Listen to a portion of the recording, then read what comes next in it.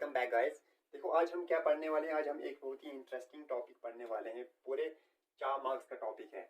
हम पढ़ने वाले हैं आज साइक्लोट्रॉन। साइक्लोट्रॉन पढ़ेंगे, साइक्लोट्रॉन की कंस्ट्रक्शन पढ़ेंगे, प्रिंसिपल पढ़ेंगे, थ्योरी पढ़ेंगे, वर्किंग पढ़ेंगे और लिमिटेशंस पढ़ेंगे। ये हमारे पास टॉपिक है साइक्लोट्रॉन के बारे में क्या होता है। देखो हमारे पास हम मैग्नेटिक इफेक्ट्स ऑफ करंट पढ़ रहे हैं ना। हमने क्या बोला था कि हम अब इफेक्ट पढ़ रहे हैं जहाँ पे इलेक्ट्रिक फील्ड और मैग्नेटिक फील्ड दोनों का, ठीक है। तो साइक्लोट्रॉन में भी हम बोलेंगे कि हमारे पास दोनों इफेक्ट्स, इलेक्ट्रिक फील्ड और मैग्नेटिक फील्ड के दोनों इफेक्ट्स क्या होंगे, यूज होंगे। लेकिन हम बोलेंगे कि सबसे पहले हमें पता होना चाहिए साइक्लोट्रॉन होता क्या है कि नहीं।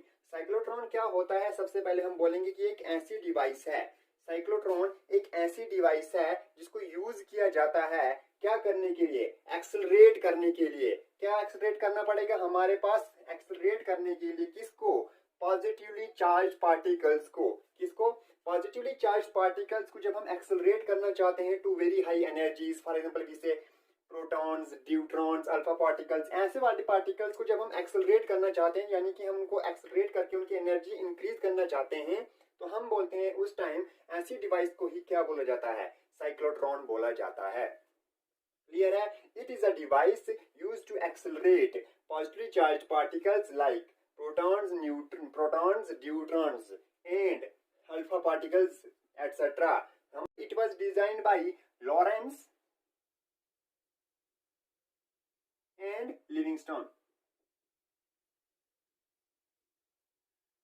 कितने में, नीली 1934 में हमारे पास साइक्लोट्रॉन जो है वो डिजाइन किया गया था। किसके द्वारा, लॉरेंस एंड लिविंगस्टोन के द्वारा। कब, इन 1934। वापिस से सुनते हैं एक बार। साइक्लोट्रॉन क्या होता है। साइक्लोट्रॉन हमारे पास एक ऐसी डिवाइस होती है जिसको यूज किया जाता है पॉजिटिवली चार्ज पार्टिकल्स को एक्सेलरेट करने के लिए। क्लियर है यहाँ तक। उसके बाद आ जाता है इसका प्रिंसिपल।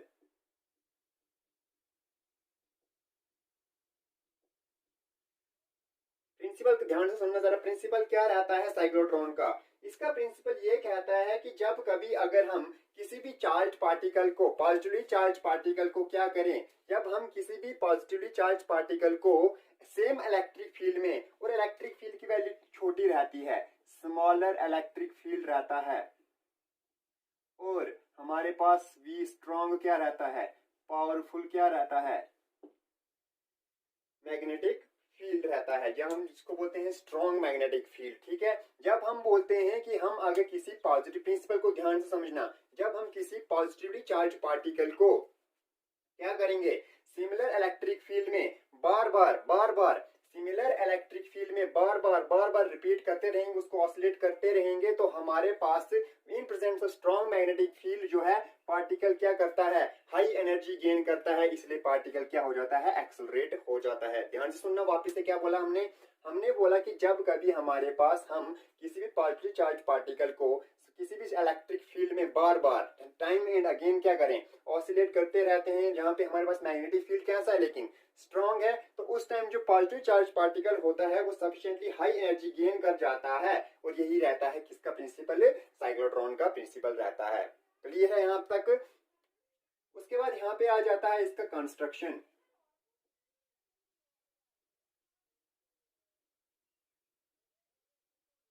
कंस्ट्रक्शन में हमारे पास देखो, सबसे पहले कंस्ट्रक्शन समझने के लिए हम क्या लिखेंगे, कंस्ट्रक्शन में हम छोटी सी चीज लिखेंगे। क्या, देखो हमारे पास कंस्ट्रक्शन में लिखेंगे, ये क्या लिखा मैंने, डी लिखा है, हाँ या ना। तो कंस्ट्रक्शन का सबसे पहला पॉइंट रहता है, कंस्ट्रक्शन का सबसे पहला पॉइंट रहता है हमारे पास कि इसके पास क्या रहते हैं, दो डी शेप्ड मेटेलिक चैम्बर्स रहते हैं। कि कैसे, डी शेप्ड मेटेलिक चैम्बर्स रहते हैं।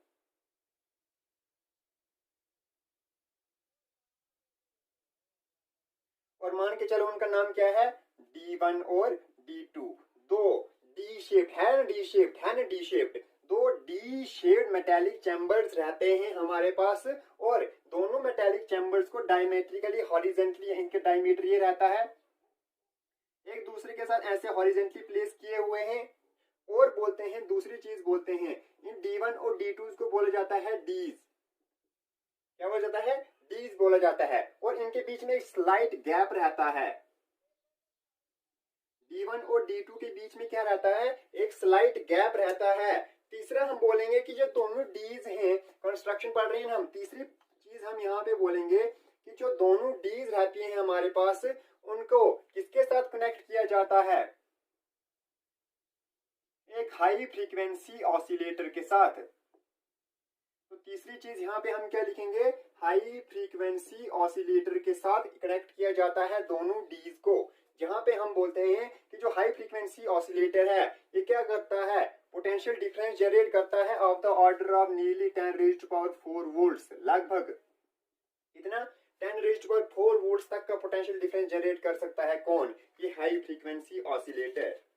ठीक है, नेक्स्ट बात करें, हम बोलेंगे कि हमारे पास जो दो डीज हैं ये हमारे पास क्या हैं? चौथा पॉइंट में हम कंस्ट्रक्शन में लिख सकते हैं कि हमारे पास जो दोनों डीज रहती हैं उन दोनों डीज को किसके बीच रखा जाता है? एक स्ट्रॉन्ग इलेक्ट्रोमैग्नेट के बीच। किसके बीच? एक स्ट्रॉन्ग इलेक्ट्रोमैग्नेट के बीच। मान के चलो ये स्ट्रॉन्ग इलेक्ट्रोमैग्नेट नॉर्थ और ये उसका साउथ पोल रहता है, तो हम बोलते हैं कि उसको एक स्ट्रॉन्ग इलेक्ट्रोमैग्नेट के बीच रखा जाता है। किसको? इन दोनों डीज को।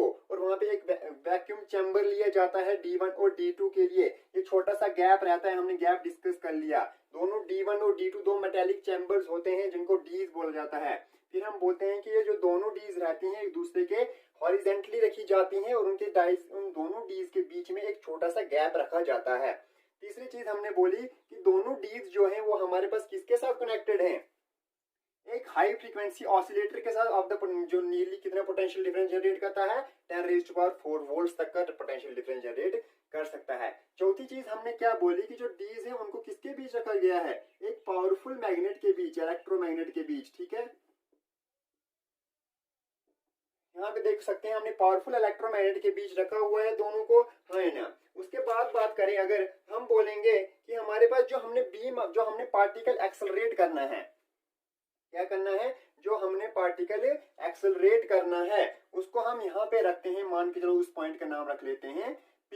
तो हम बोलते हैं कि जो पार्टिकल जो हमने एक्सेलरेट करना है, पांचवा पॉइंट हम बोलेंगे particle is at centre of the gap. दोनों डीज के बीच के जो गैप है उसके सेंटर में रखा जाता है उस पार्टिकल को जो हमने एक्सेलरेट करना है। काम ही क्या है साइक्लोट्रॉन का कि हम बोलते थे कि इसको यूज किया जाता है to accelerate the positive charge particle. ठीक है, तो उसको कहां पे रखा जाता है? At the centre of the gap between the two dees रखा जाता है। पूरे अपैरेटस को हम बोलते हैं कि इस पूरे अपैरेटस को हम कहां पे रखते हैं? वैक्यूम में रखते हैं, हाई वैक्यूम में, ताकि क्या ना हो। छठा पॉइंट लिखेंगे हम, एक वैक्यूम रहता है ताकि क्या ना हो, हमारे पास जो है पार्टिकल्स जो है, चार्ज पार्टिकल्स जो रहते हैं वो एयर मॉलिक्यूल्स के साथ स्ट्राइक ना करें। दोबारा से सुन लेते हैं कंस्ट्रक्शन, जल्दी जल्दी बोलते हैं। देखो पहली चीज क्या बोलता है, ये जो हमारे पास शॉर्ट नोट्स हैं, हमारे पास क्या बोलता है? सबसे पहले बोलता है कि हमारे पास जो साइक्लोट्रॉन रहता है उसके पास दो डी शेड मेटेलिक चैम्बर्स रहते हैं जिनको हमने बोला D1 और D2, उनको बोला जाता है डीज। क्लियर है? फिर हम बोलते हैं कि दोनों डीज जो हैं उनको हम ऐसे हॉरिजेंटली प्लेस करते हैं कि ताकि उनके जो डायमेट्रिक एजेस हैं, देखो इनके डायमेट्रिक एजेस हैं ना, ये दोनों एक दूसरे के कैसे हैं? पैरेलल हैं, हाँ है ना। दोनों के डायमेट्रिक एजेस एक दूसरे के पैरेलल हैं और यहाँ पे एक छोटा सा क्या रखा जाता है? गैप रखा जाता है दोनों डीज के बीच। नेक्स्ट बात करें, फिर हम बोलते हैं दोनों डीज को एक हाई फ्रीक्वेंसी ऑसिलेटर के साथ कनेक्ट किया जाता है।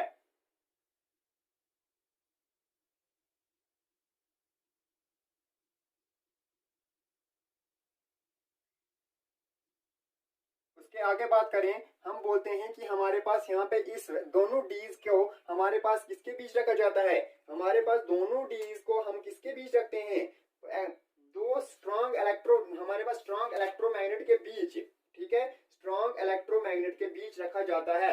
उसके बाद की बात करें, नेक्स्ट पॉइंट क्या है हमारे पास? जो पार्टिकल हमने एक्सेलरेट करना है उसको कहां पे रखा जाता है? Is at the centre of the gap between the two dees. And last में हम बोलेंगे the whole apparatus is enclosed in a high vacuum so that the charge particles do not strike with the air molecules. जो charge particles रहते हैं वो किसके साथ collide ना करें? चार्ज पार्टिकल्स जो होते हैं वो एयर मॉलिक्यूल्स के साथ कोलाइड ना करें। ठीक है, यहां तक क्लियर है? आगे चलें। कंस्ट्रक्शन के बाद आ जाता है हमारे पास, अच्छा कंस्ट्रक्शन में एक और नेक्स्ट पॉइंट है हमारे पास, विंडो। यहां पे एक छोटा सा विंडो रखा जाता है,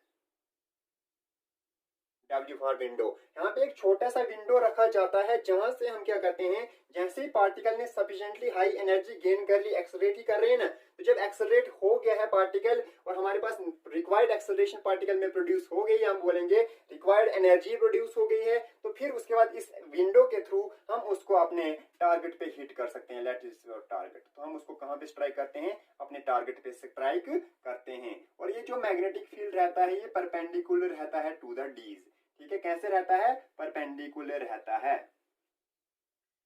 ठीक है, इसके आगे बात करें, थ्योरी क्या रहती है इसके पीछे।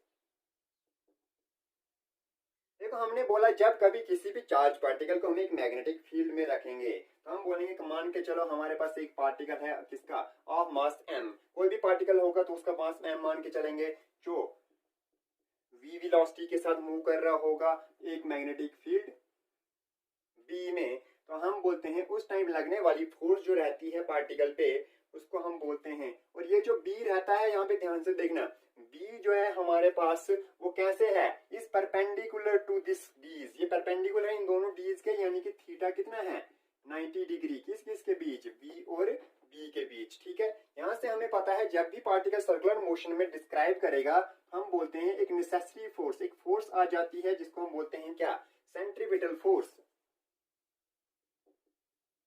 एक सेंट्रीपिटल फोर्स जो आती है वो किसके बराबर आ जाती है, उस मैग्नेटिक फोर्स के बराबर। ठीक है, सेंट्रीपिटल का फोर्स का फॉर्मूला सर हमें पता है mv²/r।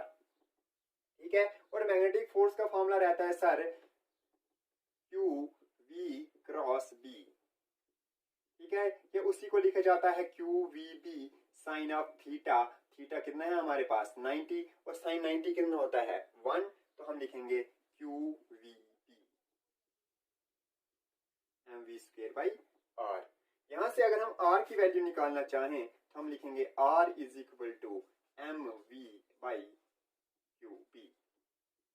ठीक है, इसके बाद अगर हम बोलें तो अगर हम निकालना चाहें इसका टाइम पीरियड, क्या निकालना चाहें, टाइम पीरियड। टाइम पीरियड कैसे निकलता है, circumference upon velocity v। Circumference हमारे पास 2πr रहता है तो 2π/v। रेडियस की वैल्यू अगर हम यहां से पुट करें तो क्या लिखेंगे mv/qb। तो देयरफॉर हम टाइम पीरियड को लिख सकते हैं 2πm/qb। क्लियर है? और अब यहां से अगर हम छोटी सी बात क्या कर लें कि हमारे पास फ्रीक्वेंसी कितनी रहेगी, फ्रीक्वेंसी रहती है 1/t। ठीक है, पढ़ा हुआ है हमने पिछली क्लासेस में 1/t, तो यहां से हम लिख सकते हैं फ्रीक्वेंसी जो रहती है वो qb/2πm रहेगी। यानी कि हमारे पास जो फ्रीक्वेंसी रहेगी ऑसिलेशन की, वो देखो हमारे पास फ्रीक्वेंसी जो है वो डिपेंड नहीं कर रही, क्रॉस है, डिपेंड नहीं कर रही किस पे, ना तो वेलोसिटी पे कि पार्टिकल किस वेलोसिटी के साथ मूव कर रहा है, ना ही radius of the circular path पे, दोनों पे डिपेंड नहीं कर रहा। इसी फ्रीक्वेंसी को क्या बोला जाता है, इसी फ्रीक्वेंसी को बोला जाता है साइक्लोट्रॉन फ्रीक्वेंसी। क्या बोला जाता है, साइक्लोट्रॉन फ्रीक्वेंसी बोला जाता है। क्लियर है? ये इसके पीछे की थ्योरी है। चलो आगे चलते हैं, अब हम बात करते हैं वर्किंग की।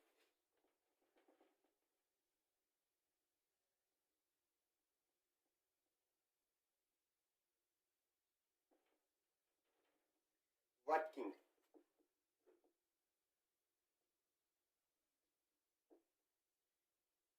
वर्किंग रहती है हमारे पास कि जब भी हम बोलते हैं, मान के चलो हमने पार्टिकल जो हमने पॉजिटिव आयन था उसको एक्सेलरेट करना था, तो उसको हमने जैसे ही पॉइंट पी पे रखा, कहाँ पे, पॉइंट पी पे रखा, ये सोर्स ऑफ आयन है जहां से हमने क्या करना है, पार्टिकल को एक्सेलरेट करना है। तो हम बोलते हैं जैसे हम यहाँ से पार्टिकल को एक्सेलरेट करना चाहिए, जैसे हम पॉइंट पी पे लाएंगे तो हमारे पास मान के हमारे पास किसी भी चार्ज पार्टिकल मान के चलो हमने पॉइंट पी पे प्लेस कर लिया, पॉइंट पी पे प्लेस करने के बाद मान के चलो कि D1 इज नेगेटिव, D1 कहाँ है, नेगेटिव है, यानी कि इस तरफ नेगेटिव चार्ज है, और यहाँ पे चार्ज ये कौन सा है, पॉजिटिव चार्ज पार्टिकल है। तो हमें बताओ जरा इलेक्ट्रोस्टैटिक फोर्स ऑफ अट्रैक्शन की वजह से ये पार्टिकल यहाँ को जाएगा, हाँ ना। जैसे ही ये पार्टिकल D1 को एंटर करेगा, देखो जैसे ही पार्टिकल D1 को यहाँ पहुंचेगा तो पार्टिकल यहाँ पहुंच जाएगा, ठीक है। यहाँ पहुंचने के बाद पार्टिकल जो है फील्ड फ्री स्पेस में आ जाता है, ठीक है। कि कहाँ पे आ जाता है, हम बोलते हैं कि जैसे ही पार्टिकल D1 के अंदर गैप में पहुंच जाता है तो वहां पे पार्टिकल क्या है, एक फील्ड फ्री स्पेस में है। तो इसलिए हमारे पास जैसे ही पार्टिकल फील्ड फ्री स्पेस में आ जाता है तो यहाँ पे कांस्टेंट स्पीड, हम बोलेंगे कांस्टेंट वेलोसिटी के साथ मूव करने स्टार्ट कर जाता है। लेकिन हमने बोला कि यहाँ पे एक मैग्नेटिक फील्ड भी प्रेजेंट हो रही है परपेंडिकुलर डायरेक्शन में, और हमने पढ़ा हुआ है कि उसकी वजह से पार्टिकल पे कौन सा मोशन आ जाता है, सर्कुलर मोशन। तो हम बोलते हैं कि यहाँ पे सर्कुलर मोशन में ये हमारे पास रोटेट करना जाता है, ठीक है। जैसे यहाँ तक पहुंचा पार्टिकल ऐसे करके रोटेट कर रहा था, जैसे यहाँ पहुंचा, इसको सेमी सर्कल बोलेंगे ना, तो जैसे यहाँ पे पहुंचा तो हमारे पास हाई फ्रीक्वेंसी ऑसिलेटर की वजह से जैसे ही पार्टिकल वापस यहाँ पहुंचा, जैसे D1 को ये लीव करेगा तो D1 हो जाएगा पॉजिटिव और D2 क्या हो जाएगा, नेगेटिव। पार्टिकल पॉजिटिव ही था और D2 अब क्या हो जाएगा, नेगेटिव। तो ये पार्टिकल अब यहाँ की तरफ एक्सेलरेट हो जाएगा, ठीक है। और अब ये एक्सेलरेट हो जाएगा तो इसका रेडियस बढ़ जाएगा, ठीक है। इसके अंदर फिर से वही पार्टिकल अब फिर से क्या करेगा, कांस्टेंट वेलोसिटी के साथ मूव करेगा, ठीक है। अब रेडियस क्या करता जाएगा, बढ़ता जाएगा। जैसे ही इस गैप में वापस पहुंचेगा, ठीक है, तो फिर से वापस से D1 नेगेटिव पे और D2 पॉजिटिव पे आ जाएगा, तो फिर से ये हमारे पास सेमी सर्कुलर पाथ प्रिस्क्राइब करता जाएगा और रेडियस बढ़ता जाएगा। क्या करता जाएगा, रेडियस बढ़ता जाएगा। साइमल्टेनियसली जब हम बोलेंगे कि हमारे पास सफिशिएंटली हाई एनर्जी हो जाती है चार्ज पार्टिकल की, तो हम बोलते हैं एक डिफ्लेक्टिंग प्लेट की वजह से यहाँ से वो इस विंडो से पास करके हम उसको कहाँ पे स्ट्राइक कर जाते हैं, अपने टारगेट एरिया पे हिट कर सकते हैं, ठीक है। यही वर्किंग है हमारे पास किसकी, साइक्लोट्रॉन की। वापस से सुनते हैं, जरा वापस से कहानी सुनते हैं एक बार। हमने क्या बोला कि जैसे हम मान के चलो हमने कोई पॉजिटिव चार्ज पार्टिकल जो है उसको एक्सेलरेट करना है, तो उसको हमने पॉइंट P पे प्लेस कर दिया। जैसे पॉइंट P पे प्लेस करेंगे तो हमने बोला कि D1 नेगेटिव है और D2 कैसा है, पॉजिटिव है, ठीक है। तो जैसे D1 नेगेटिव है और D2 पॉजिटिव है, तो D1 क्या करेगा, पॉजिटिव चार्ज पार्टिकल को क्या करेगा, अपनी तरफ खींचेगा, तो ये पार्टिकल यहाँ से एक्सेलरेट हो जाता है। लेकिन अंदर क्या रहता है, अंदर जो हमारे पास मैग्नेटिक फील्ड की वजह से ये पार्टिकल सर्कुलर मोशन प्रिस्क्राइब करता है, ठीक है। जैसे यहाँ पे पहुंचेगा तो फिर क्या हो जाएगा, पोलैरिटी D1 और D2 की रिवर्स हो जाती है, यानी कि D1 अब पॉजिटिव हो जाता है और D2 नेगेटिव हो जाता है। तो पार्टिकल अब यहाँ पहुंचने के बाद यहाँ एक्सेलरेट हो जाएगा, ठीक है। जैसे यहाँ एक्सेलरेट होगा तो अब उसका थोड़ा सा रेडियस बढ़ जाएगा, ठीक है। फिर यहाँ पहुंचने के बाद जैसे पार्टिकल फिर से एक्सेलरेट होगा, क्योंकि पोलैरिटी फिर से क्या हो रही है, रिवर्स हो रही है। पार्टिकल फिर से यहाँ पहुंचने के बाद अब उसकी वेलोसिटी फिर से, अब उसका फिर से क्या हो जाएगा, रेडियस बढ़ जाएगा, रेडियस बढ़ जाएगा, ऐसे करके रेडियस बढ़ता जाएगा, ठीक है। फिर हम बोलते हैं कि साइक्लोट्रॉन फ्रीक्वेंसी पे हमारे पास क्या हो जाता है, यहाँ पे हम इसको क्या बोलते हैं कि एक विंडो के थ्रू पार्टिकल ने जब सफिशिएंटली हाई एनर्जी गेन कर ली है, तो विंडो के थ्रू हम उसको अपने टारगेट एरिया पे हिट करते हैं, क्योंकि हमारे पास एक्सेलरेटेड चार्ज पार्टिकल प्रोड्यूस हो गया है। क्लियर है यहाँ तक। कितनी एनर्जी गेन की होगी अब उसकी बात करते हैं। तो मैक्सिमम जो काइनेटिक एनर्जी रहती है वो किसके बराबर रहेगी, देखो मान के चलो जो रेडियस है वो सबसे ज्यादा, जो रेडियस रहेगा सबसे ज्यादा वो यहाँ पे रहेगा, इस स्टेज में मान के चलो वो रेडियस कितना रहेगा, R0। तो मान के चलेंगे वो रेडियस कितना है, R0, और उस टाइम उसकी जो वेलोसिटी है वो कितनी है, V0, ठीक है। तो हम बोलेंगे कि mv0 square by r, centripetal force ही तो है ये, इज इक्वल टू वो किसके बराबर होगी, qv0b, है ना। सेंट्रीपिटल फोर्स इस मैग्नेटिक फोर्स के बराबर होगी, ठीक है। तो यहां से हम लिख सकते हैं, R की जगह क्या लिखेंगे, R0। तो देयरफॉर हम लिखेंगे जो R0 जो रहेगा वो रहेगा किसके बराबर, mv0 अपॉन qb। R किसके बराबर रहेगा, mv0 अपॉन qb। या हम बोल सकते हैं V0 किसके बराबर रहेगा, वी नॉट की बात करें तो हम लिखेंगे V naught is equal to Q B R naught upon M. ठीक है, क्या